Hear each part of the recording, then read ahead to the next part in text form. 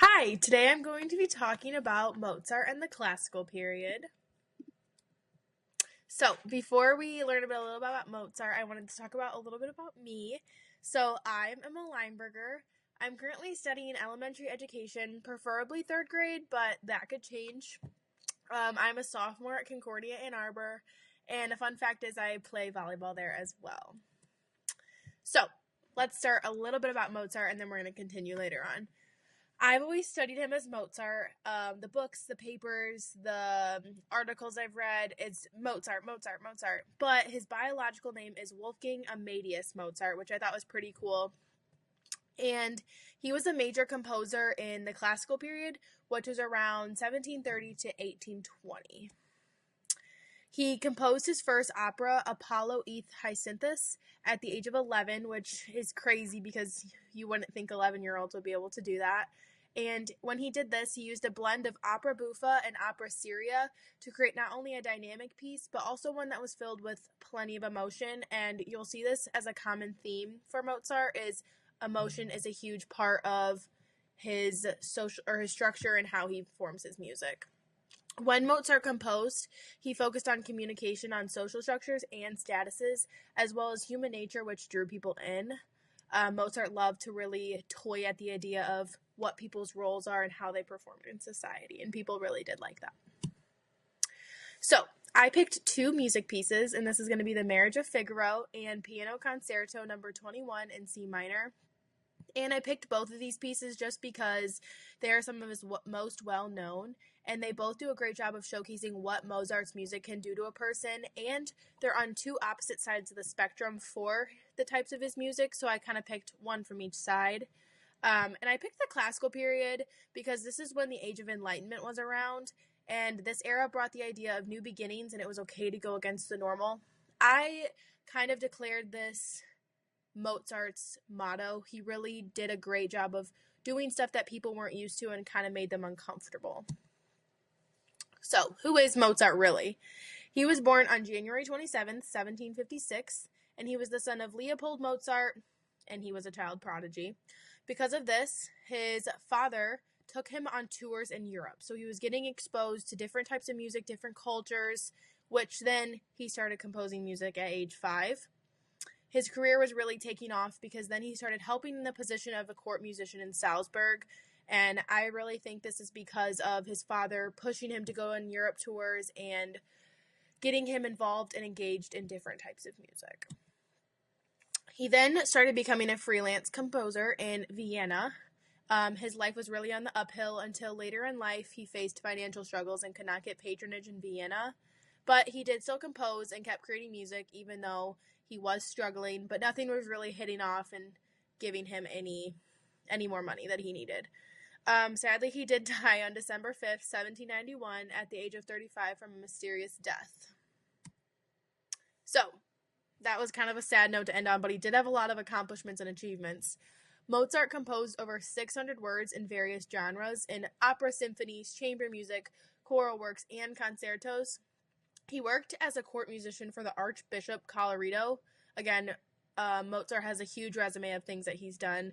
I picked 3 significant compositions that kind of defined who he was as an artist, and that is the opera, the symphony, and the piano concertos. So, did people like Mozart? It's kind of 50-50, really just depending on what time of life you were in. He was loved and respected as a composer, but because of his financial issues, people turned away from him because they just didn't feel like he was doing as well as he should have. But he did become popular in Vienna when the success of the opera was happening. So kind of 50-50 if you started liking him when he was popular, he was making enough money, that's when he was liked. But second he reached those financial issues, that's when he saw the struggles and dislikes. So, more contributions. Mozart was able to master so many styles. He wrote symphonies, operas, piano sonatas, and with writing those, he was also able to blend them together in such a high standard, which a lot of artists and musicians did not do. With that as well, he also added such an emotional attachment to his music that made it sound not only natural but complex. Mozart was really good at taking things and kind of switching up how they were done before. He would, instead of just writing symphonies, he would write operas and symphonies with piano sonatas involved. He innovated harmony and structure and created music that was balanced, flowed well, and allowed future composers to create music based around him. And Beethoven and Haydn were huge feeders off of the Mozart way. I kind of picked 4 of his musical contributions to talk about. First one is symphonies. He wrote 41 different symphonies. Symphony number 25 in G minor is one that I thought was good.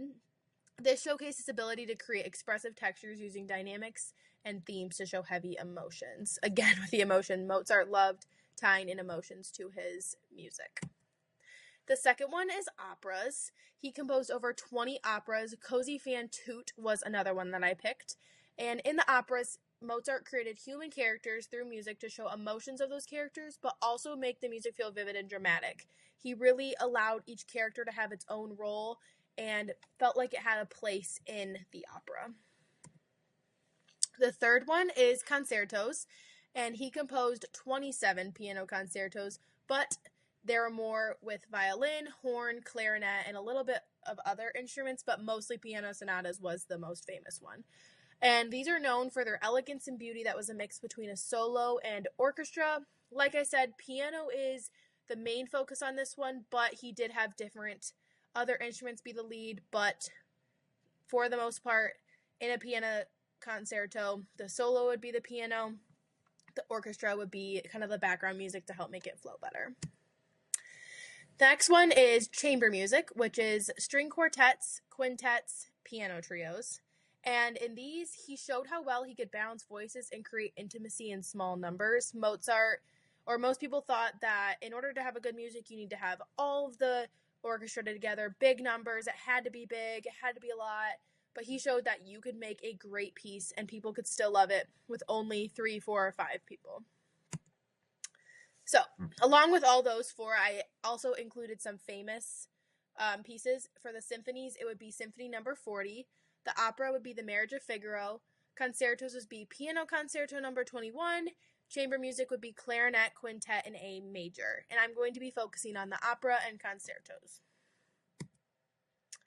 But first, we're going to talk about some unique things that made Mozart Mozart. He was known for formal elegance. He created a balance between structure and his creativity.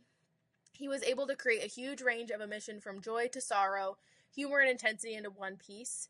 People said that Mozart was an emotional roller coaster when he created music. He's always changing your emotions. You never had a static emotion throughout an entire piece. He created life-like characters, and the emotional depth and realism that each one has is so unique to that specific character. And he was known for creating a melody that was such easy to remember, and people enjoyed being able to just sing and hum a simple tune. Now we are going to listen to a few clips by The Marriage of Figaro, which is the first piece that we're going to be talking about. We're going to listen to a clip in the beginning and then a clip in the end.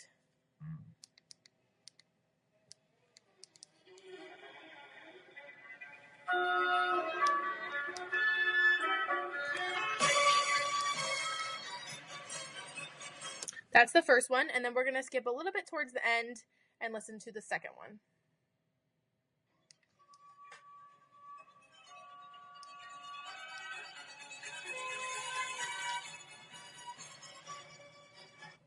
That is The Marriage of Figaro.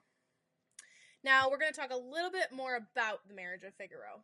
So, this piece is an opera buffa. It's also known as comic opera, and you will need the strings, the woodwinds, the brass, and the timpani in order to perform this. And you will need some vocal parts. That'll be soloists and soprano, mezzo-soprano, tenor, and bass. This piece, you could kind of hear in the second piece the violin coming in at the end. And this was created in 1786 in Vienna, and this highlights the theme of class and power between the aristocrats and the servants. It was a little bit controversial, but he softened the political tones because, again, people liked when they challenged the theme and the class of power and kind of the roles that people played. This piece is known as lively, but also can be satire. It shows humor with deep emotion and, again, talks about the social statuses in those characters' personality. Now we're going to listen to Piano Concerto number 21 in C minor. 2 clips again. This is the first one.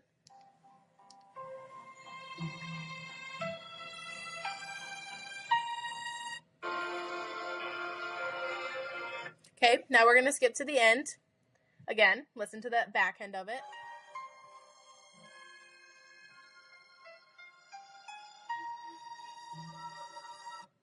There we go. Piano Concerto is pretty static all throughout, but this is a classic piano concerto. This is what you would hear almost all the time if you asked for a piano concerto.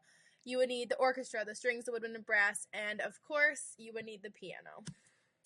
This was composed in 1785 and showed how well he could blend a piano solo and the orchestra. It shows his ability to convey both complex emotion but also simplify it just by using the piano in one piece. This is known for the elegance and lyrical aspect. It's kind of a soothing song. It goes from vibrant and energetic to a surreal finish, back to lively and joyful. And this piece especially can be known for an emotional roller coaster. So just a couple things to kind of close us off. I was amazed by Mozart's ability to master melody and harmony. He created melodies that flowed so well with one another, but still added depth and complexity. Most artists in this time period would not be doing that. And innovations of instrumentation, the way that each instrument in his orchestra, in his quintet, quartet, had their own role just is so mature, and each piece had something unique to itself, and he didn't let any instrument go by alone. He really showcased colors and textures of them all in their different parts.